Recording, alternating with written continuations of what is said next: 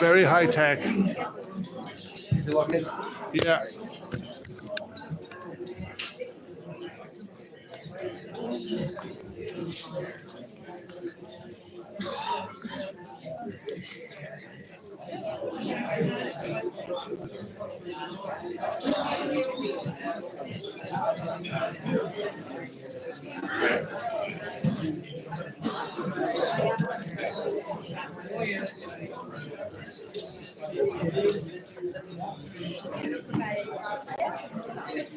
Just going to slip in there beside you to open the window.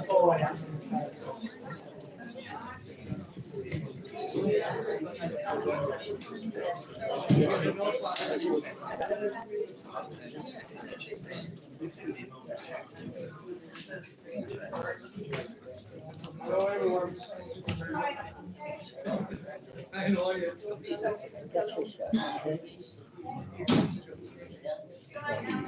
Hello everyone, good evening, and thank you for coming to this Heritage Iveragh talk for Heritage Week. It's a very good crowd, so we're very happy. Just before I hand you over to Frank, Etna is going to make a couple of announcements, and if anyone hasn't made a contribution, there's a box outside the door on the way out. So we're always short of money. So before I introduce Frank, Etna's just going to talk about safety, etc. Exactly. So I haven't done it. So can we take the phones out and turn them off or put them on airplane mode? I find airplane mode is about the best thing because we don't want to interrupt Frank's great talk this evening.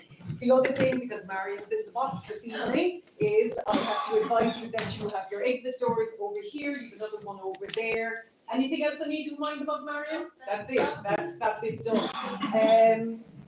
We will be having a walk and talk with Owen in Derrynane, and we'll be announcing that through the email and on Facebook. They're just, for some of you, Owen is recording this evening. It's on his first FASA YouTube, and it will be available later, but it's actually gone live right now. Yeah. So that's great. So I will send that link out to a number of people who had inquired, especially by email, etc. Would this talk be recorded? Because Frank, the amount of inquiries we've had about it has been just absolutely phenomenal. So we're really looking forward to this talk. So Frank, over to you, and we look forward to the evening. Okay.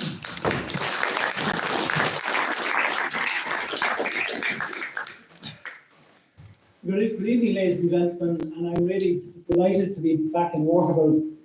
As some of you may know, I spent my youth in Cahersiveen in the short trousers, and then my parents moved to Waterville, and really between 1947 and 1970, all my time was spent between those two places.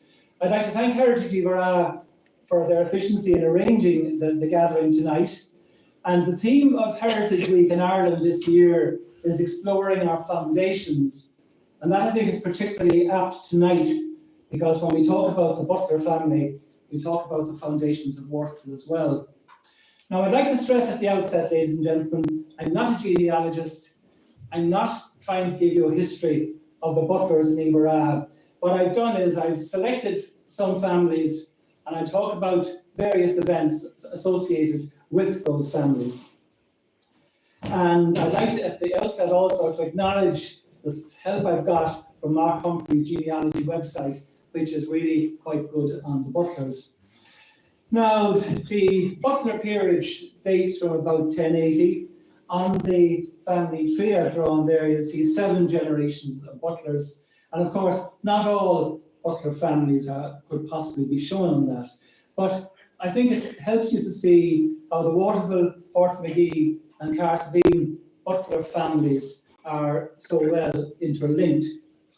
On the second row there, the lease of Curran land 1738, that's particularly important to us in Waterville, but that marks the first time a Butler had lease of lands in Curran, which of course Curran is what we know as Waterville today.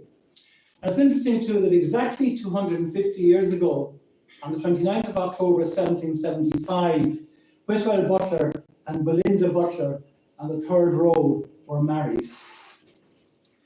Now, the first Butler to have a County Kerry connection from 1686 that I have found is the Reverend Pierce Butler, born in Tipperary, married Lady Alice Langton from Lincoln in England. And his father was Theobald Butler of Dunboyne Castle, and his mother was Margaret Blake of Menlock Castle in Galway. And he was a Church of Ireland clergyman, which marks the first role really that I have looked at of the Church of Ireland in the Butler family. They did play a significant role, particularly in Waterville. And in 1672, Pierce Butler becomes a Church of Ireland canon of Killinully in County Cork. And as you see there, that roughly marks the parish. It's adjacent to where Cork Airport is today. And for whatever reason, he resigns in 1685. He ends up in April the following year living in Glenbeigh. He's the rector of Glenbeigh and the wider parish, which stretches up along the coastline towards Ballybunion. And in 1710, he dies in Glenbeigh. Now, his son, Theobald Butler, the first Butler probably to be born in Kerry that I have come across, born in Glenbeigh, 1729, marries this lady, Mary Whitwell, at St. Mary's Church in Dublin. And I think at that time, in 1729, I think Theobald Butler was probably himself living in Dublin. And he's this critically important Butler who in 1738 gets this lease of lands in the Curran area, which we now know as Waterville. So he was the first Butler to be connected with the town here. That's the present day Dunboyne Castle, and the Kerry Butlers, as I understand it, are descended from the Barons of Dunboyne branch of the much wider and extensive Butler dynasty in Ireland. So tonight I'm looking at Butlers from 1780, approximately in Portmagee, 1736 in Cahersiveen, and 1738 in Waterville.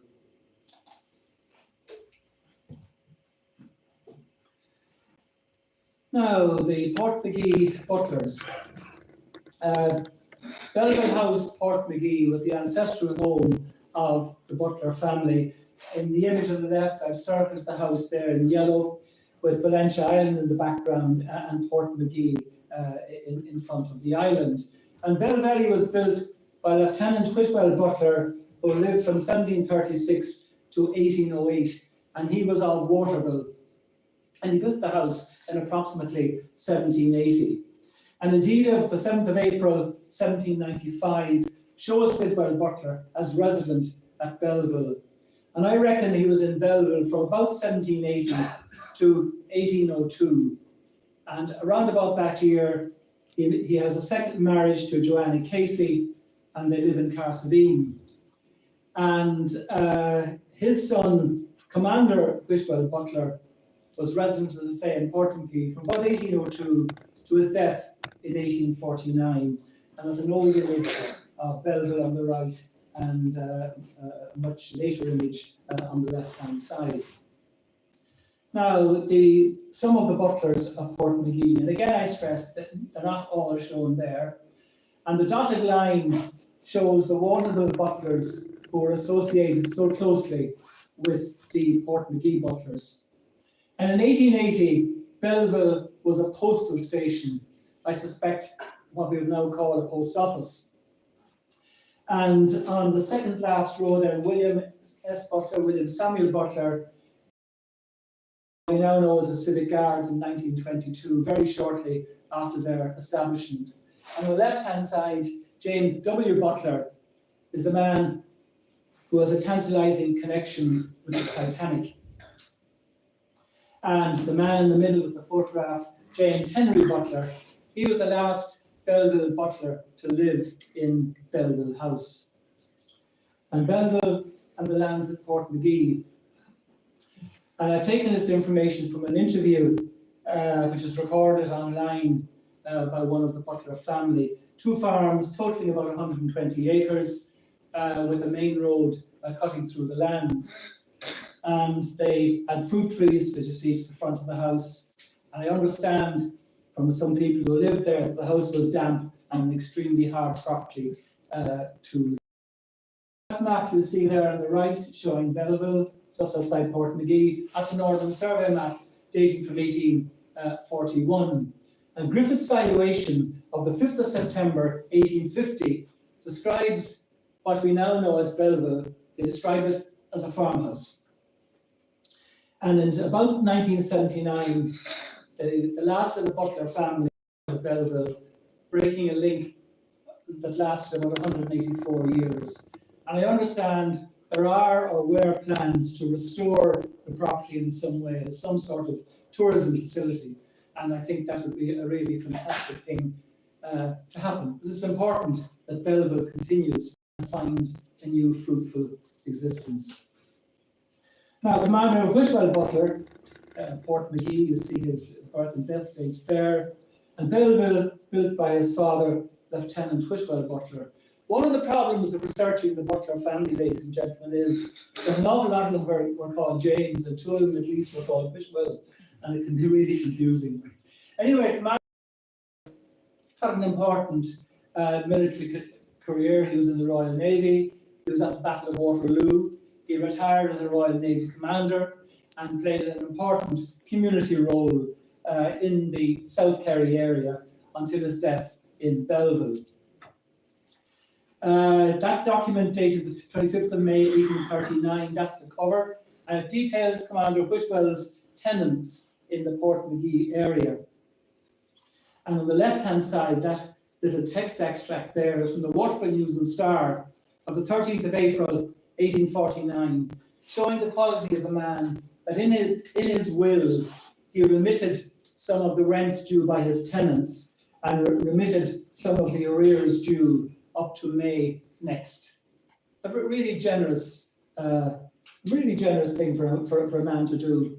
But I think all the Butlers in their own way were generous and they were great community people.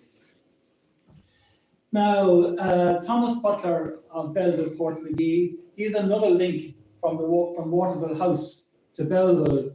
And as you see, in 1840, he marries this lady, Marion from Bandon. And he dies then at Belleville in 1888. And he was the postmaster in Portmagee.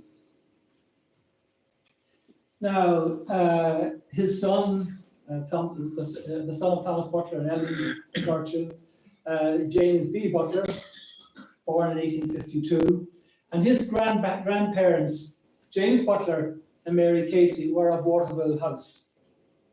On the 15th of February 1894, he marries Mary Sheehan in Portmagee, and that's the record there of their marriage. And Mary Shanahan was born in Castle Island, County Kerry, in 1862. Now we come to James W. Butler, an important man in history, son of the previous Butler I talked about, James and Mary Shanahan.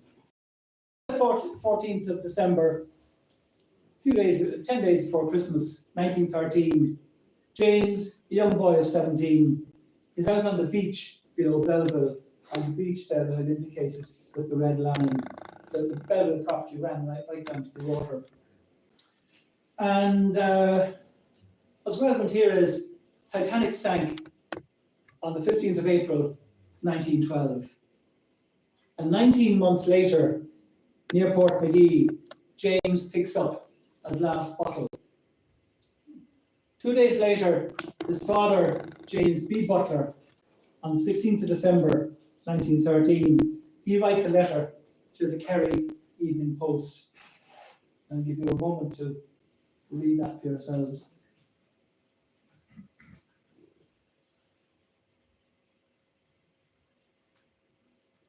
And in the letter, in the bottle, was a scrap of paper referring to an address at Cliff Street, Naugatuck in Connecticut. The original of the letter was sent to that address by that man.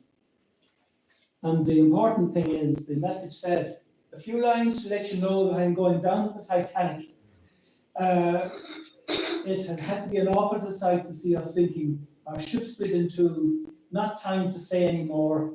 Goodbye, Fred Brown.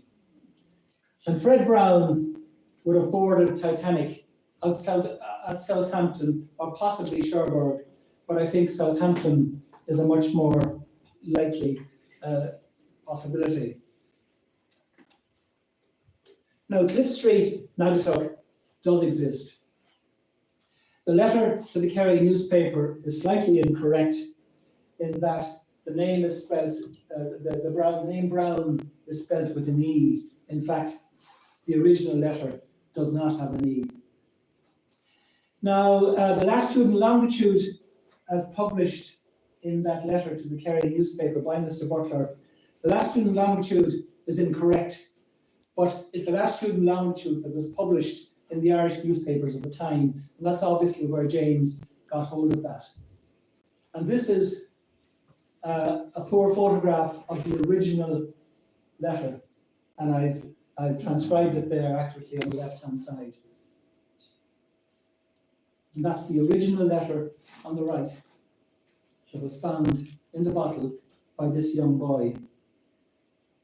My wife Anne, who's here tonight, and myself, we did a lot of research trying to trace this Fred Brown family. And we both agree that letter sounds very genuine, that the writing is considered, that the wording is deliberate. And he said Titanic did split in two. And he was perfectly correct. Fred Brown was correct, it did split in two. It was proved in 1985 in the Ballard deep diving expedition to Titanic. And 5 witnesses in the British inquiry gave similar evidence, and 8 witnesses in the American inquiry into the loss of Titanic gave similar evidence that yes, the ship did split in two. So Brown was correct in regard to that. Now, the story was taken up in the Irish Independent just the day before Christmas Eve, 23rd of December 1913, recounting about the Butlers picking up the bottle. And the story was also taken up by some of the American newspapers there, as you see on the right-hand side.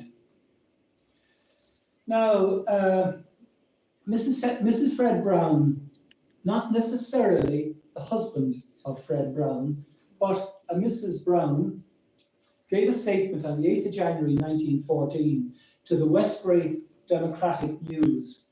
And Westbury is the next town to Naugatuck. In Old Money, it's about 5 miles away. And this is what she said. She said, yes, this must be my husband. He did say he wanted to follow the sea. He said he had the call of the deep. And in 1911, 3 years earlier, the husband and wife had separated. And she said, told the newspaper, the Westbury Democratic News, that he may have gone to live with other family members in Naugatuck. And she said the wording seemed so familiar and characteristic of Fred. So in my own mind, I think there's no doubt that this lady was the former wife of the said Fred Brown. Now, who was this Fred Brown? He said he saw the Titanic split in two. Therefore, he was either in a lifeboat where various witnesses described just that, and some of the witnesses died in the lifeboat, or was he on the sloping Titanic deck? Now, Naugatuck in Connecticut is 70 miles northwest of New York, and I have absolutely no doubt that tidal currents could have brought that bottle to the Portmagee coastline. Therefore, the Butler story is 100% true. He did find the bottle. Now, between Anne and myself, we sent 11 emails and letters to various Brown families in Naugatuck. I subscribed to 3 Facebook pages. and I got absolutely no lead whatsoever in regard to the said Fred Brown. Now, there is a possibility that Fred Brown was a crew member on Titanic, but he signed on under a false name because he was estranged from his wife. Or perhaps he bought a ticket from somebody else who couldn't travel. I've done a lot of work on Cork people associated with Titanic, and I came across a man in Cork who bought a ticket, found he couldn't sail, and his friend John, or whoever he was, bought the ticket for so much, and John turned up as Paddy Murphy. And he's recorded in the records of Paddy Murphy, but Paddy Murphy never sailed, it's his friend that sailed instead. So perhaps that's what happened with Fred Brown. And then perhaps the real Fred Brown used his real name when he realised that he was facing death. Now, James W. Butler, he is the man, as the young boy of 17, who found the Titanic bottle. And in 1926, he marries Frances Fitzgerald in Portmagee, and she was a national school teacher from Tehilla near Sneem. And indeed, 4 of her family were national school teachers. And James dies in Dublin in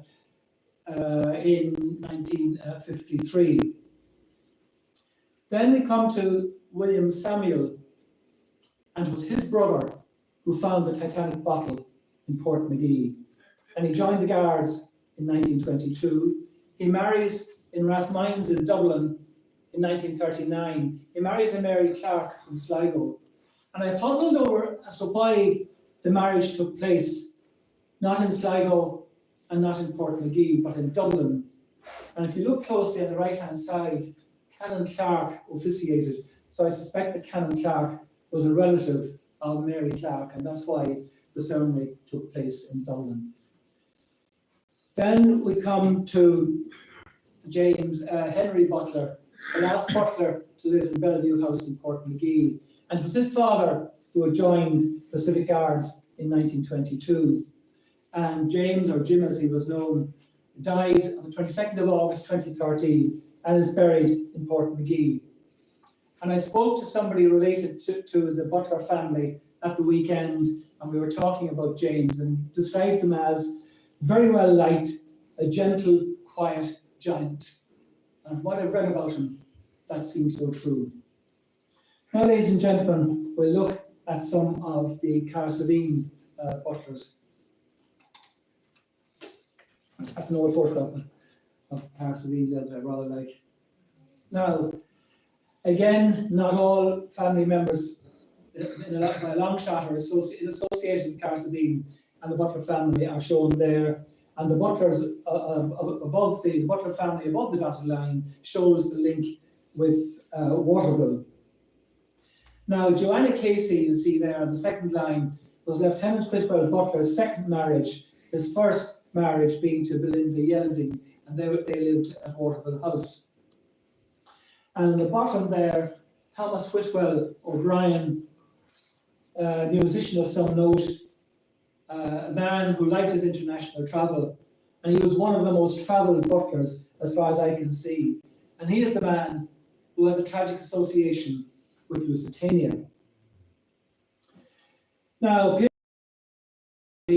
born in 1803, the son of Lieutenant Whitwell Butler and Joanna Casey, and he was a solid shopkeeper in Cahersiveen. He becomes a stamp distributor, marries Ellen Webb in 1861 in Cahersiveen. He's a draper, a butter merchant, then he becomes a register of marriages. Like many of the Butler family, he seems to have contributed a lot to his community in so many ways. That's a map of Cahersiveen from 1851. I've highlighted 1 and 2 Battle Street, and that's it there in the enlarged. But the main street in Cahersiveen is by Jeffrey's chemist shop today. At 2 Battle Street, we find Pierce Butler, and that's his house in red. And the house in blue is Mrs. Mary Butler, and I believe that she was a Davis, and that she was the wife of one of the James Butlers of Waterville, and the house registered in her name. Now, Pierce did have a daughter, Mary, but she was only 13 years of age in 1851, and she was not obviously married. Now, these are the valuation records of 1847, 1856, describing Suzanne and Butler's property, and the evaluator said, there's not much business done in the street, that's Key Street, as it was known then. House in very bad repair and finish. So I think that house was registered in Mary's name, but was not occupied at the time. And this is Griffith's valuation record of Pierce Butler's house beside that property at 2 Key Street or Battle Street, as it was known.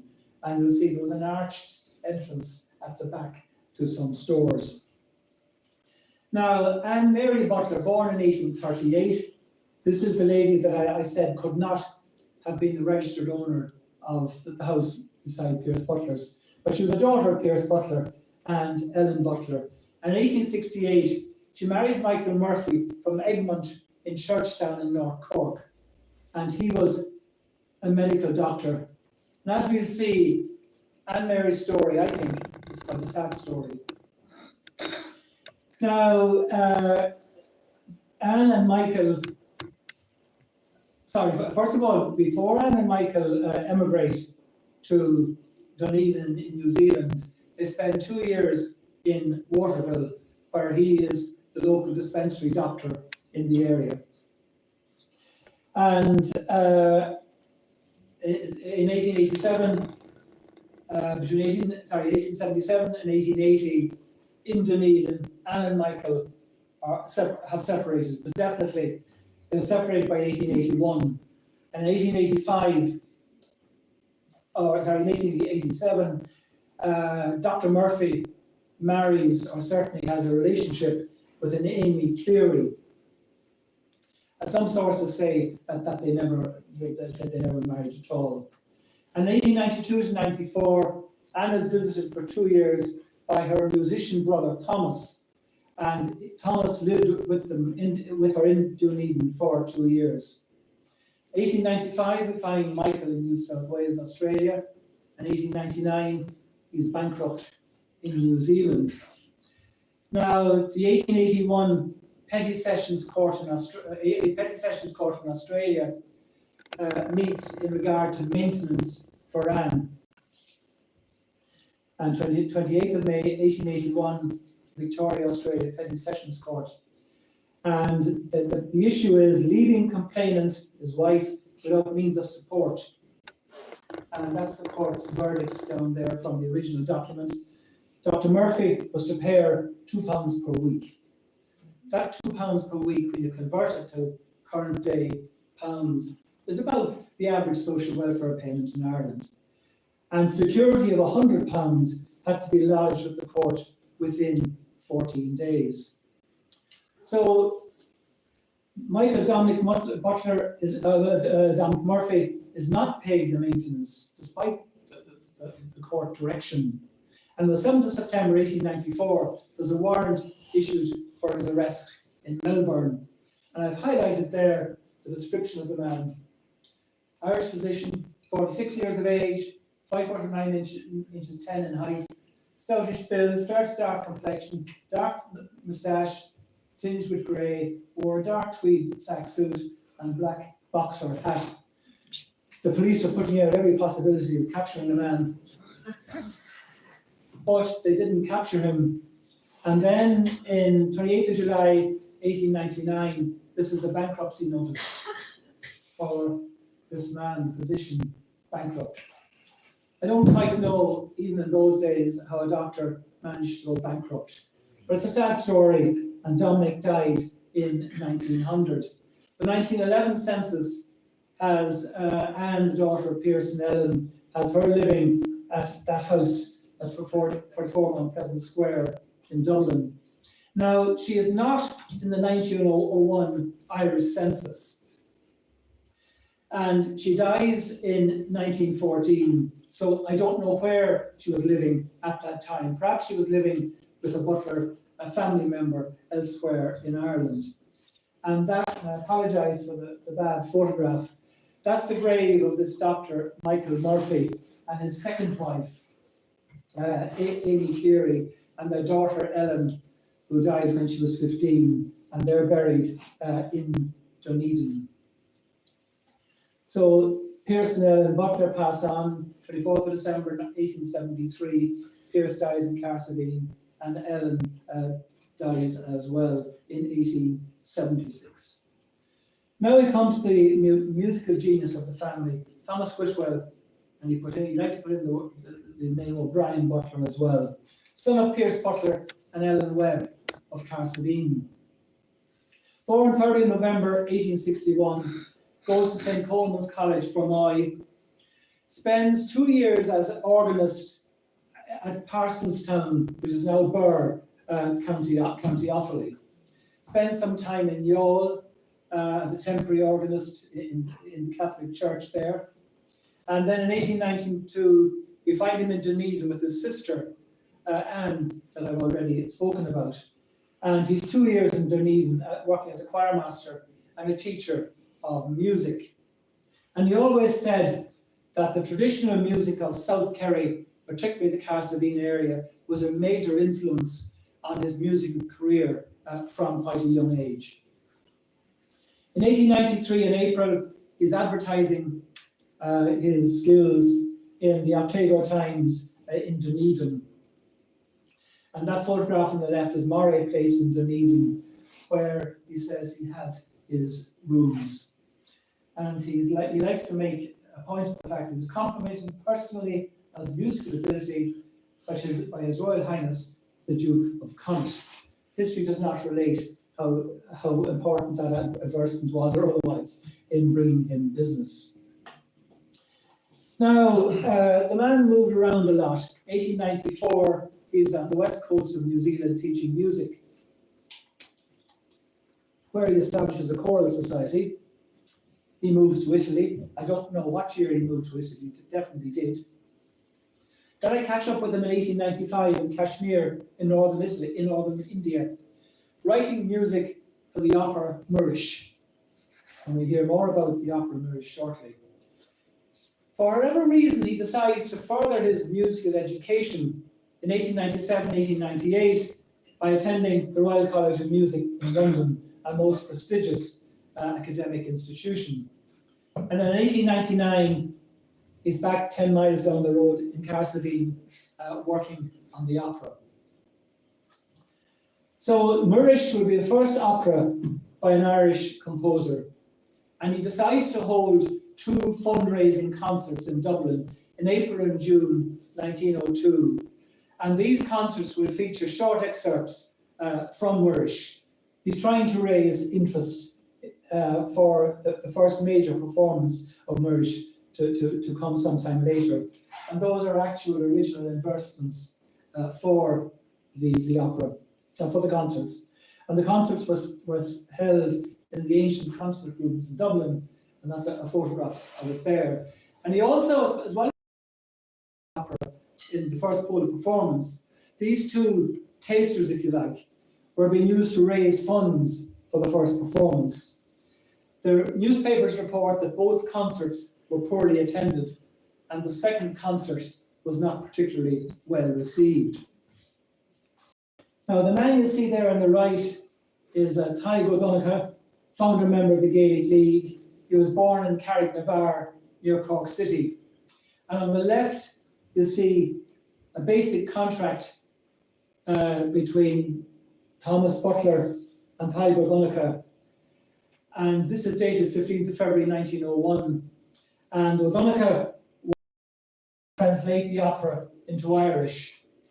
And when that was done, and when a Mr. Beasley had fitted the words to music, and when the work appeared in print, Tadhg O'Donoghue was to hand over £10 to Butler towards the cost of putting on the opera. And on the top right there, you see a signed copy of the opera dated 17th of June 1910 for Tadhg O'Donoghue, known as Torna. Now, the first Murish, the first Irish opera by an Irish composer, Theatre Royal, 7th of December 1903. The Abbey Theatre had been approached about taking the first performance but they weren't very encouraging. So it took place in the Theatre Royal in Dublin, and that photograph there in the bottom is the photograph of the Theatre Royal. And the opera involved a company of 100 people. So it was quite an elaborate operatic production. So the opera Murish is the Sea Swan. It's an opera in 3 acts, set at the dawn of Christianity on Marion Strand at Waterville, County Kerry, near the golf club. The opera is a love story, and the music is strongly influenced by the traditional music of Iveragh.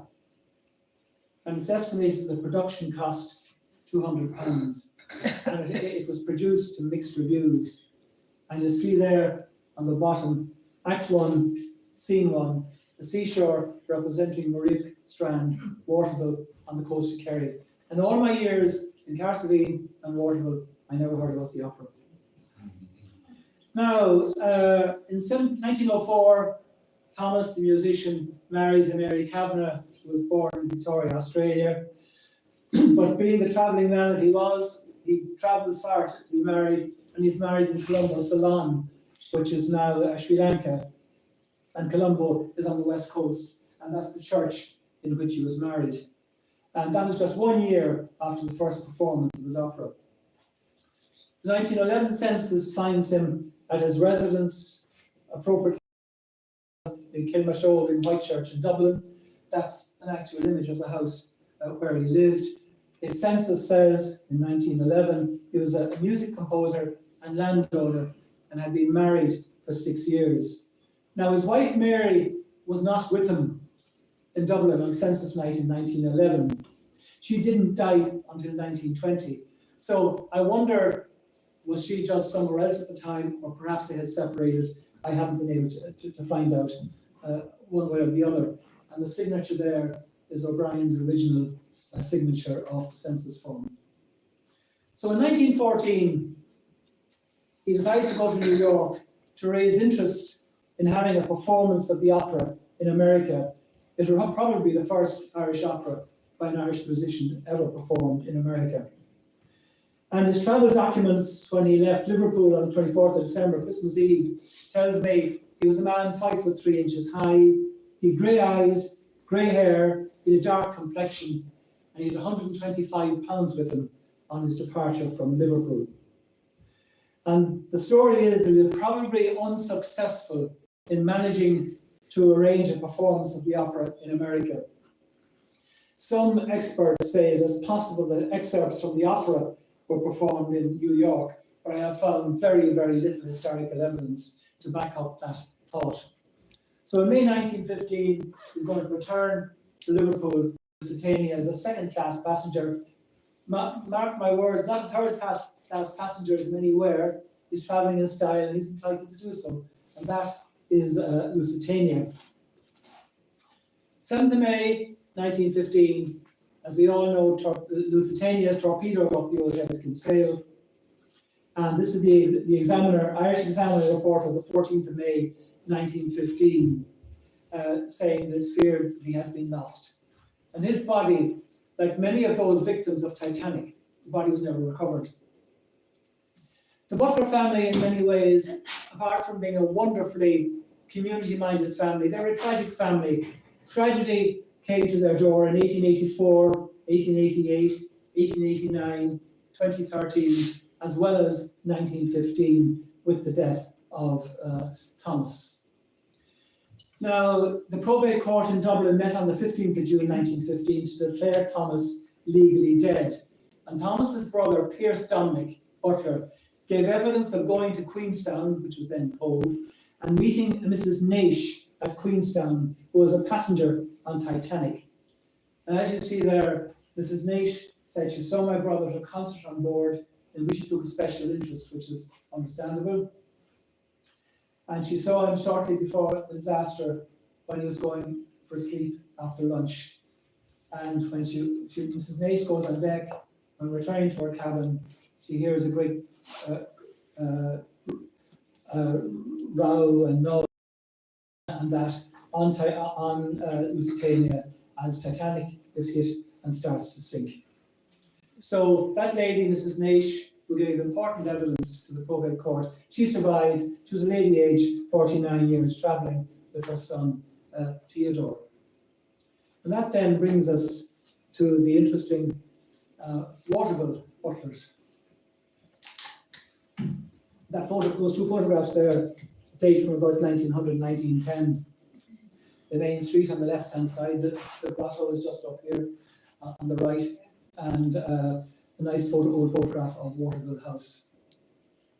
Now, once again, I'm not showing all the family members here. These are just some of the main families of the Butlers who were in Waterville House. And you can see all the Jameses. There's 1, 2, 3, 4. There's 4 generations of James that I was dealing with, which made life quite interesting in trying to research the situation. Now, Theobald Butler, 1690, at the top there, he's the man who gets the lease of Quran in 1738. And down then at the bottom, second from the bottom, James Edward Butler. He's the man dedicated down the cross in Waterville, and he's the Waterville Railway man, and we'll talk about him in a while. Now, Theobald Butler, I already mentioned him. He's the man who was born in Glenbeigh, and his father was a Church of Ireland clergyman. In 1729, he marries in Dublin, and that's a record of his marriage to Mary Whitwell. And Mary Whitwell was very well connected as well, but her father had been the Lord Mayor of Dublin the year before. And at that time, I think that Theobald was living in Dublin. That is 1729. Now, Theobald Butler is the first butler that I have traced to Quran.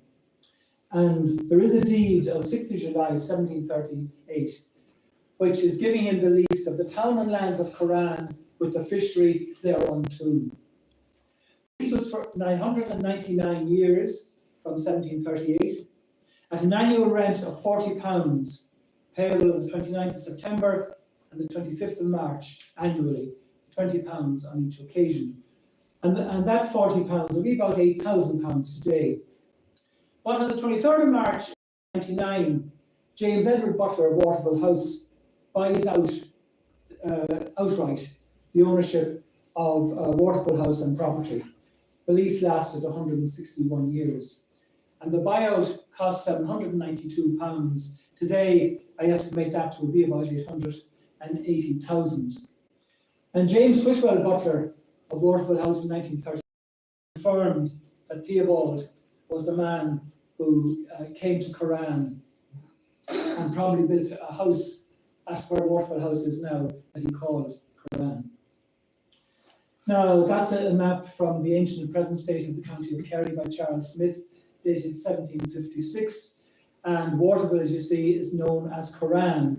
And I've put in a red dot to show where Waterville House would be built in 1775. So I think Theobald Butler lived in an old house where Waterville House is now, and he called that house Quran or Qurans. I'm not sure which. Moving on to 1811, the Alexander Nimmo map of the Waterville area shows Waterville. It shows Waterville House, in fact.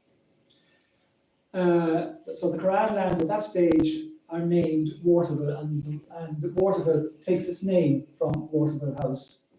So I propose that the village of Waterville was therefore named by Lieutenant Whitwell Butler, 1743 to 1808, and he is the butler who built Waterville House.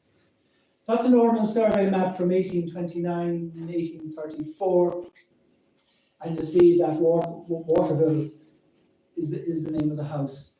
And note the second road into Waterville, past Waterville House, and of course that second road does not exist today. And the upper road is named the New Road, and the lower road that exists now is in fact named the Old Road. Now, Whitwell Butler, son of Theobald Butler, he was born and died in Waterville, and it was his son, Commander Whitwell Butler, who went to Belleville in Portmagee that I've already been spoken about. And that's Whitwell Butler there, that good-looking man there on the right-hand side. Now, Whitwell Butler of Waterville served as a British Army officer, served in West Africa, and rented out property in Senegal in West Africa, and retired as a commissioned commander, and takes up a local community support role in South Kerry, Deputy Lieutenant and Justice of the Peace. And in 1775, he marries Belinda Yelding of Rathkeil, County Limerick, and that's a record I found of their marriage. And in 1802, his second marriage will be to Joanna Casey of Cahersiveen, and I've already spoken about Joanna Casey.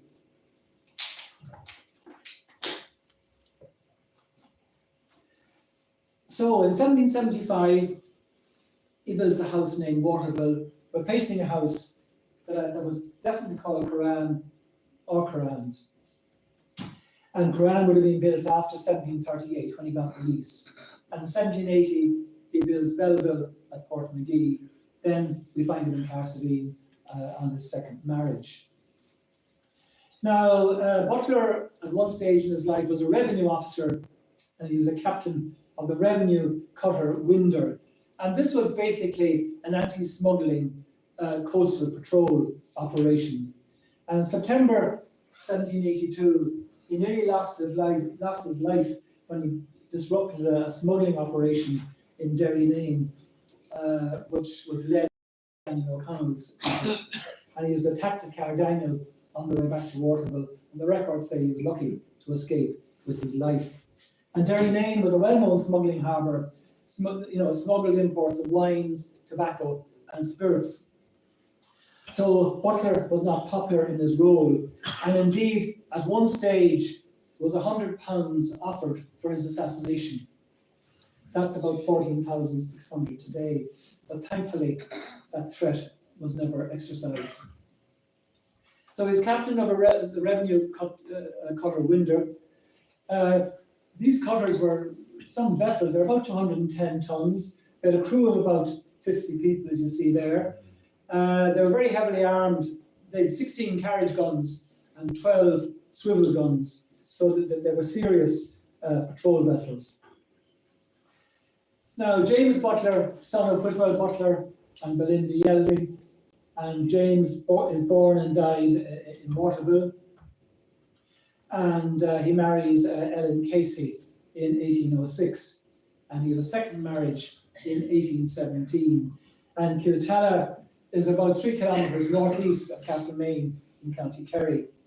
Now, from 1837, interesting what they say about fishing in Waterville. A considerable quantity of the latter is annually sent to London from the fish preserve at Waterville, the residence of James Butler, Esquire. So back at that stage in 1837, the fishery was really, really important. Now, the tithe allotment books of 1826, these recorded tithes paid on farm produce to the Church of Ireland to support the clergy, and the Waterville Domain and Waterville House owned 4.5 acres of arable pasture, and there were 4 others sharing the lands or sharing an acre there between them. And James Butler was required to pay annually £3.17 by way of tithes, about £345 today. And you see in the second line, Reverend Daniel Lucas, he was the Church of Ireland rector in Waterville from 1826. And this, I think, helps to show the very close association of the Butler family with the Church of Ireland in Waterville. And they were very, very strong, positive supporters of the church. So Griffith's Valuation House Books of April 1850 describe Waterville House in detail. Now, I know you don't want to go through all those, and I'm not going to do so, but note they had a fish house, I've highlighted there in red, they had a fish house to cope with all the fish and salmon that would be taken at the weir, and they had a steam house. And I wonder, was the steam house there because they had some form of central heating for the property? And that record there gives an excellent idea of the house and lands. So in 1852, James Butler at Waterville, these are the lands that he owned, and north and south of Waterville House, the red dot being Waterville House. And that dotted line is defining the extent of his property, in as far as I can establish it. Then Griffith's valuation in 1852 talks about Curran, the Rocky River. I think this is interesting. In 1852, the common people don't know this by the name of Waterville. So in 1852, Curran, the village of Curran of Waterville was called Curran, and Waterville was not in popular usage. And James Butler at that time was subletting to 2 tenants. Now the Butlers own the Skellig Islands. I think the Skelligs are one of the best day trips that Ireland has to offer, but I am biased. He sold them to the government in 1820 for about £780. And it would seem the Skelligs had been in the Butler family since before the Butlers came to Waterville, since about 1578. When it was thought they were passed to the family by Queen Elizabeth I, for the rental of, quote, 2 hawks and a quantity of puffin feathers yearly, and 18 stone, or 114 kg.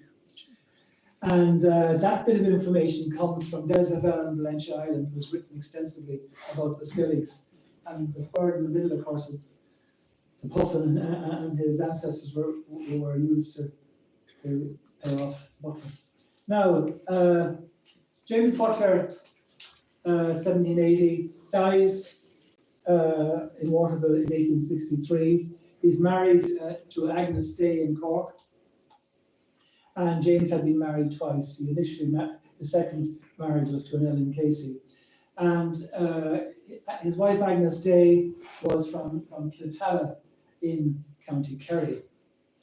Now there's a monument in Waterville to James Butler, 1820, 1887. I'm sure most of you have seen it. The architect was James Franklin Fuller, and I knew nothing about Fuller till I started to dig a bit deeper. He was born in Castlecove, and as an architect, his work includes the Park Nasilla Hotel in Sneem, the Park Hotel in Kenmare, and Ashford Castle in County Mayo. So the people of Waterville, in about 1888, the monument was opened or declared officially, like in 1889. The people of Waterville put up an awful lot of money to honour somebody that they genuinely loved, and to honour a family for which they had major respect. Now, James Edward Butler, son of James Butler, and the monument was erected to James Edward's father. And this is his marriage certificate. And he married Mary Goyne Stevens, as you see, in London. And they had 2 sets of twins, all born at Waterville. And one of the last 4 of those twins was the last Butler resident at Waterville House. Now, they were married in London on the 24th of February 1897, and I suspect they did the Grand European tour for their honeymoon. But at 6 p.m. on the 17th of April 1897, they arrived by train into Waterville. And this is what happened in Waterville about the crowds. Big crowds in the streets who cheered lustily and waved their hats when the happy pair passed. A large arch erected across the main street of the railway hotel, and Mr. Butler entered a landau drawn by 4 horses, and they made for their home in Waterville. Then, when they arrived into Waterville, an arch erected across the road near the Coast Guard station. Commercial Cable Company did their part as well, and a triumphal arch. And I think that's really a community saying, you know, we admire this couple, we admire this family, and we're so happy for them. And then the bonfires blazing in Waterville and the surrounding hills. And I found a quotation in the papers. The wedding presents were very numerous, numbering over 80, and included many very costly and handsome articles. Now these are the 2 sets of twins born in 1897 and 1899. And James Butler, born in 1897, the ones I've highlighted there in red, he was the last Butler resident at Waterville House. Then we come to the Waterville and Valentia Light Railway. As you know now, I lived in Cahersiveen and Waterville for many, many years of my young life. I never heard as much as a word about the railway. And I found it when I was going through the old newspapers looking for information about the Butler family. I couldn't believe it when I came across this issue of the light railway. And I said to myself, this was probably a mad idea that somebody gave to a journalist in a newspaper, and that was the end of it. How wrong I was. And this is from the newspaper here, 6th of November 1895. The railway was to run from Renard Point to Waterville, an extension of the existing then Great Southern and Western Railway line. And James Edward Butler, 1856 to 1905, was public meetings in the Bayview Hotel in Waterville. This was the meeting in the Bayview on the 12th of December 1865. A meeting of the promoters and representatives and influential in character was held in Waterville. So there were many good, well-attended public meetings held to discuss the railway. It wasn't just discussion. Legal documents were drawn up to authorise the Waterville and Valentia Light Railway Company Limited to construct a railway to Waterville. And I've read that document, and basically it allowed them to do anything that they wanted to. That document is dated the 1st of February 1896, and it was to be the Waterville and Valentia Light Railway Company. This was the Office of Public Works, 25th of February 1896, announcing they've appointed a civil engineer to oversee the project. So the OPW were committed to the concept.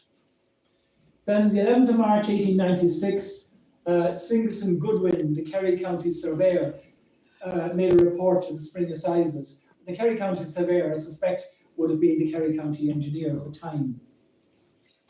And he reports no problem. The route's been surveyed in detail, route from Renard Point to Waterville, been surveyed in detail and examined, and there's no problem with the route, except for crossing the River Inny, where piles would have to be driven to take the railway line across the river. So it's been 9.5 miles long, cost 90,000. And of that 90,000, 70,000 was to be sought from the British government, 10,000 from the railway company, and 10,000 was to be raised by the issue of share capital. And said, if we build this railway, it'll obviate the necessity of a drive of 10 miles through bleak and uninteresting country. And none of us would agree with that as a description of the route from Cahersiveen to Waterville. And another point in favour of the railway was it would save £300 a year on road maintenance. Now that I think was probably wishful thinking. But the British government held all the cards. And these are quotations, exact quotations from Hansard, which is the archive of speeches in Parliament in Westminster. July 89, no negotiations have taken place. 2nd of not proposed to make the inquiries suggested. So that effectively was the end of the concept of the Waterville Railway. So it was a very, very serious, well thought out project involving all the relevant agencies, but the British government held all the cards and they weren't prepared to deal. So James Edward Butler, son of James Butler, he becomes the agent for Trinity College, who owned much of the land in the Cahersiveen and general area. And again, he's very involved locally as he chairs the Magistrates Court. He's on the Cahersiveen Board of Guardians. He's on the Dispensary Committee on Valentia Island. He's involved with the Portmagee National School. And he played a very prominent life in South Kerry. Now, these are the two censuses, 1901 and 1911 for Waterville House. And I thought it was rather interesting to draw the comparison. 1901 with a staff of 8. 1911, now I know the children, the twins were growing up by 1911, but they had a staff of 3. And on that night, Fanny Siddop, governess, was the head of household, aged 42 years. She was a cousin to the 3 children. Mary Goyne Butler, the wife of the late James Butler, is missing. So Mary Siddop, as governess, is the substitute mother, if you like, at the time of the 1911 census.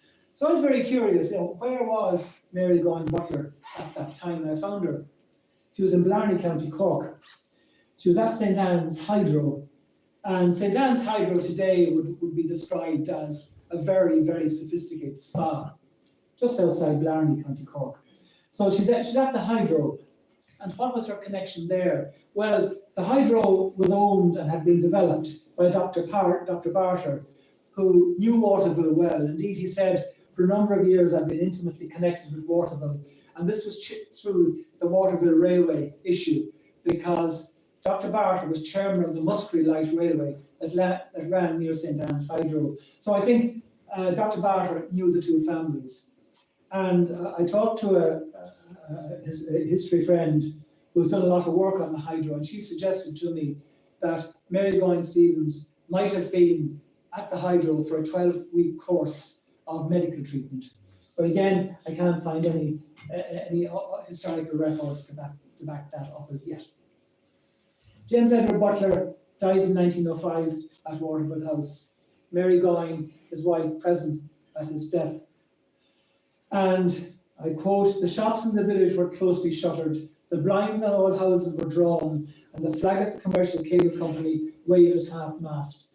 The oak coffin was borne to the graveyard by the tenants and workers on the Butler estate. There was a very large attendance." And that's a photograph I took today with Anne of the Butler plot at the Church of Ireland Church in Waterville here.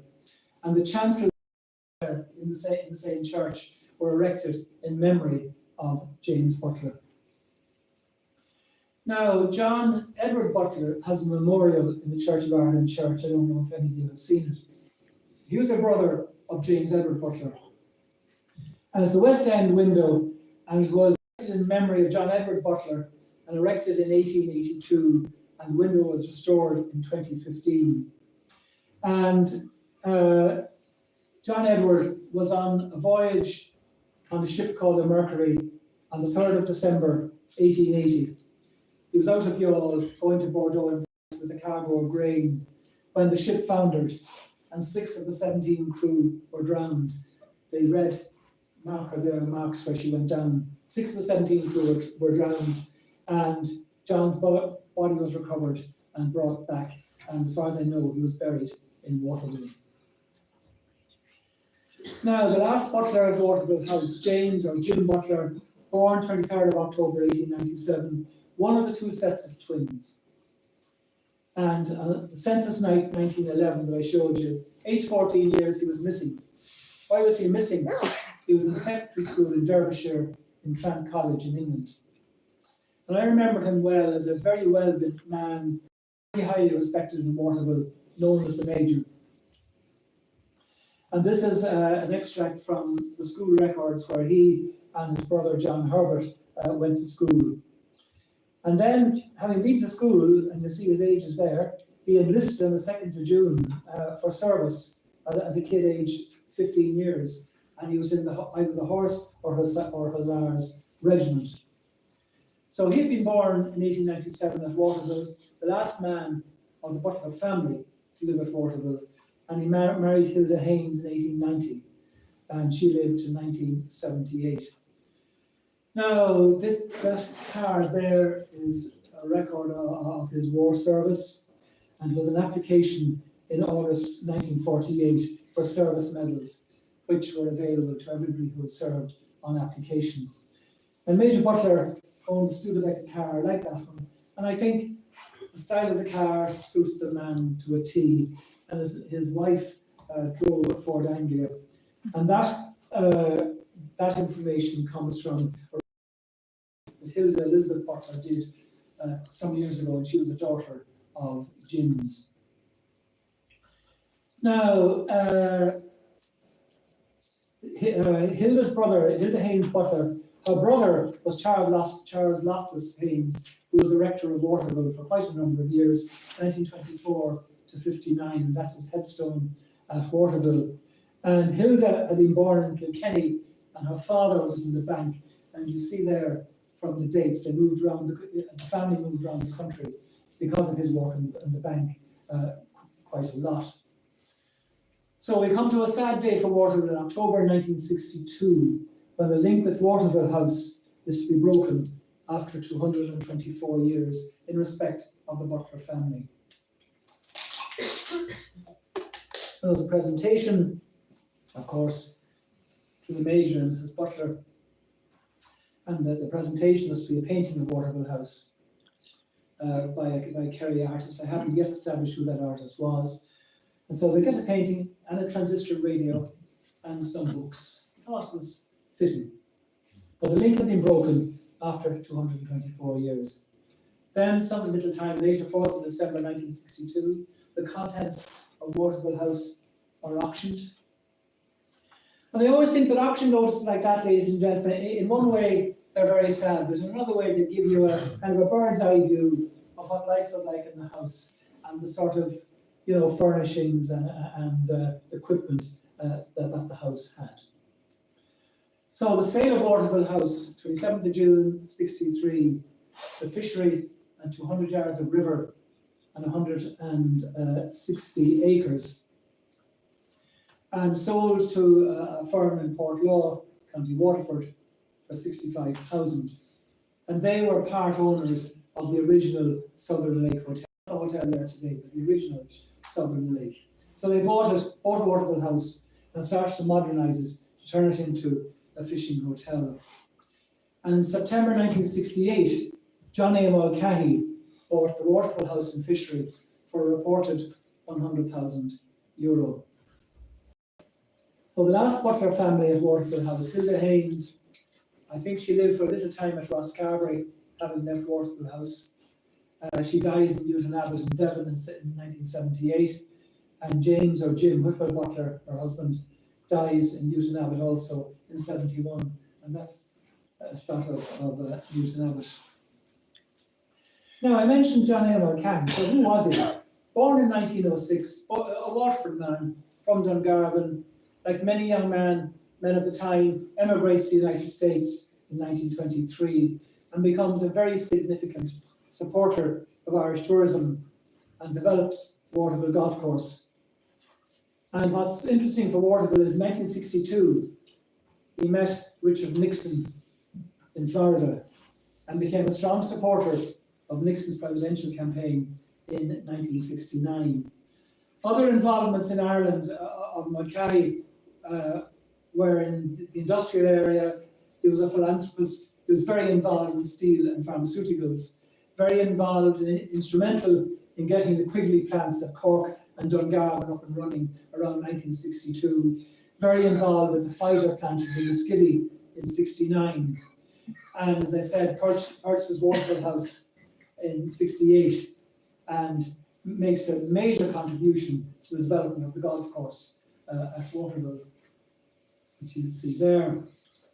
So Sunday, or on the 3rd of October in 1970, President Nixon is in Ireland. On Sunday the 4th of October, President Nixon is to visit Waterville through the Mulcahy contact, because President Nixon was staying at Waterville House, staying in Kilfresh House on Saturday night, which was also owned by John A. Mulcahy. And Nixon was to spend Sunday in Waterville House. And my family, the Donaldsons, were asked by the Waterville Development Association to prepare a suitable presentation that the Development Association could make to President Nixon when he came to Waterville on the Sunday. I think we had about 6 days notice or something like that. So my late mother was a botanical artist and an illustrator, and she painted those tiles, botanical paintings of flowers, very, very common in the Waterville area. And one of those plants actually came in to Kerry in a fluke way. It came in evidently as part of a cargo of grain, and it took root and became widespread in Kerry. And my father made the timber frame, and the triangular graphics panel in the centre was my responsibility. And that photograph was taken at my late parents' house in Waterville. Now, Waterville was all agog, and Waterville House got 30 new telephone lines. There were more guards seen in Waterville than had ever been seen before. There were 50 guards, and there were up to 60 reporters, both national and international. So we had Nixon in Waterville House, in Kilfrush House, on the Saturday night, in the house owned by John A. Mulcahy. And he used to fly down the following morning to Waterville by helicopter and land at Waterville House. Now, mid-morning on Sunday, when we had all gathered to go to Waterville House, word reaches us at the Bayview Hotel that Nixon can't fly down due to fog. And I believe that, ladies and gentlemen, until the 4th of October 1970. And I went digging on the weather records, because as Tom Hawken here knows, my father was involved in the Met Station. And I went digging for the weather records, and the records of cloud on the Sunday. And it was a good, glorious day. There was no fog issue at all. So I said there must be another story about this. And I find Nixon's diary for Sunday, the 4th of October 1970. And the reason he didn't come to Waterville was that he was meeting Ambassador Bruce, who headed the American delegation to the Paris peace talks in respect of North Vietnam in 1970-71. And he was meeting Ambassador Habib, who was in the Paris peace talks also. So that's the reason that Nixon did not come down to Waterville, and it wasn't about fog at all. So later on the Sunday evening, Nixon gave an informal press conference. I think it was probably at Kilfrush House. I haven't had opportunities. I had hoped to travel today, but we'll be catching up on some work. And that travel today was to have been to Waterville. So it was decided by the powers that be that the plaque would be handed over to Nixon's, to President Nixon's military assistant at Waterville House. And that's John A. Mulcahy on the left, my mother on the right, and Nixon's military assistant in the centre. And that's the young me with glasses at the back. To my right is Sean McWilliams, the CEO of the Met Station in Valencia, in Cahersiveen. To my left is A.P. Hubbard, the local priest in glasses beside him. That's my father, the late Morris Concannon, the taller man there at the back. And I don't know who that was on the left-hand side. So anyway, it was handed over.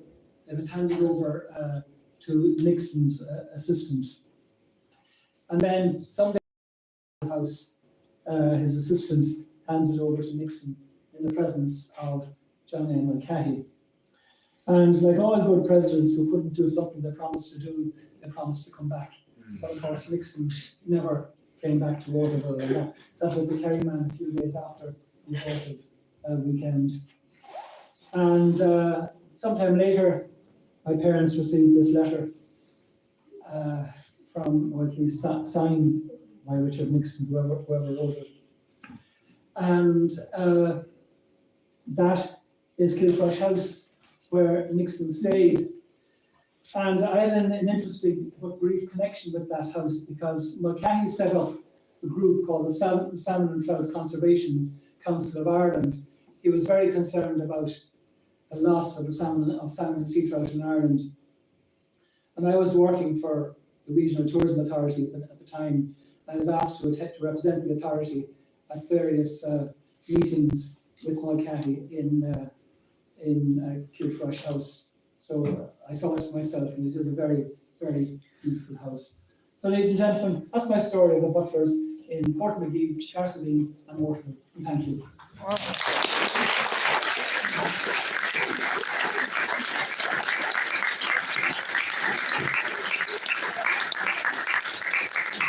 If any of you have any questions, I don't promise to be able to answer them, but I'll try.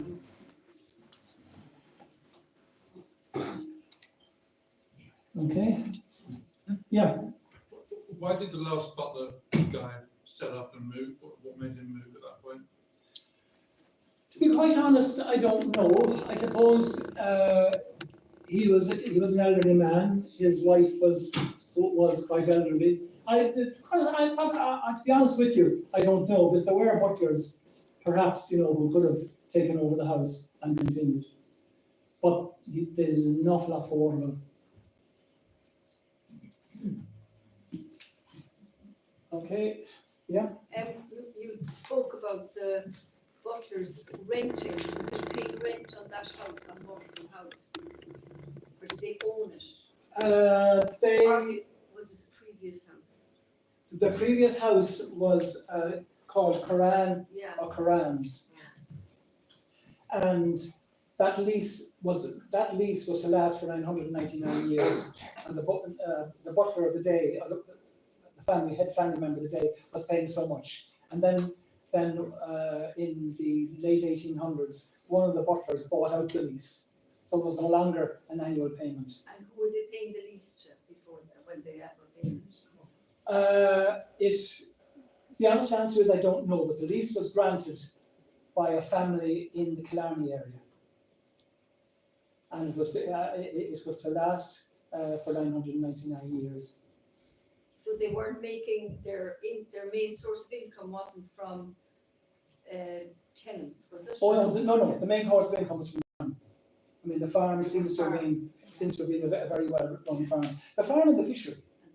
I mean, you saw there an early record of the fish that was exported to London, and I suspect that there was a lot of money made from salmon and mutton.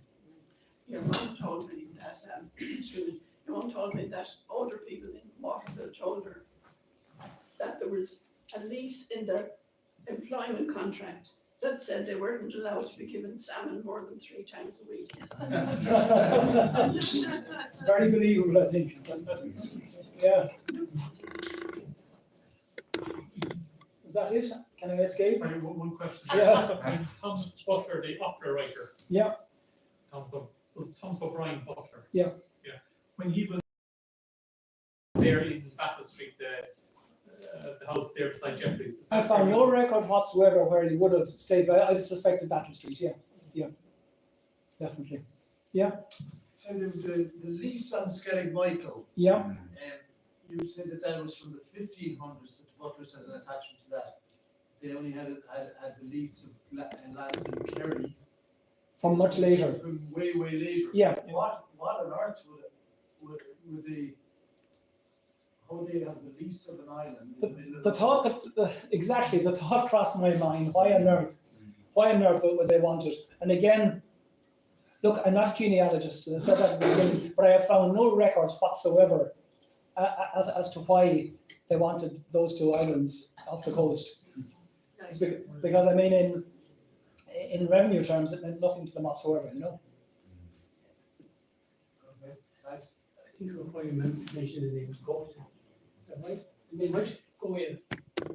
No, go in. Oh, the All Seasons. Yes? You know where that name comes from? No? That answers my question.